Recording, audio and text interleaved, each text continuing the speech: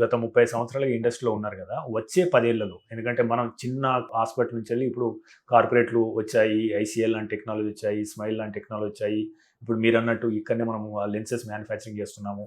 వచ్చే 10 ఏళ్లలో with AI కావచ్చు, ఈ మిగతా బిగ్ డేటా టెక్నాలజీతో కావచ్చు, ఈ రంగంలో వచ్చే మార్పుల్ని మీరు ఏ రకంగా చూస్తారు?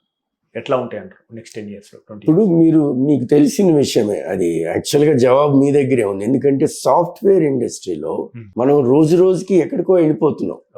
ఓకే, చాలా అడ్వాన్స్ అయిపోతున్నాం. మీ ఓన్ టెక్నాలజీ ఆఫ్ కెమెరాస్ దగ్గర నుంచి, లైటింగ్ సిస్టమ్స్ దగ్గర నుంచి, ప్రొడక్షన్ దగ్గర నుంచి మీ ఫీల్డ్లోనే. ఒకప్పుడు సినిమా తీయాలంటే రీలు తీసి కాస్టింగ్ పెరిగిపోయేది. ఇప్పుడు డిజిటల్లో అట్లా రిరైట్ చేసి మళ్ళీ తీసేస్తారు. అంత టెక్నాలజీ మీ దగ్గర పెరుగుతున్నప్పుడు మెడికల్ ఫీల్డ్లో కూడా అదే విధంగా టెక్నాలజీ రోజు రోజుకి పెరుగుతుంది. కాబట్టి ముందు ఇంకా కొత్త టెక్నాలజీ వస్తే ఇండియాలో సాఫ్ట్వేరు, ఆర్టిఫిషియల్ ఇంటెలిజెన్స్ మనం ఒక అడుగు ముందే ఉంటాం అనేది నా గట్టి నమ్మకం.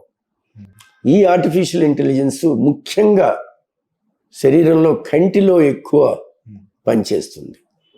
కాబట్టి కంటిలోనే మొట్టమొదట లేజర్ సప్లై చేయటం జరిగింది.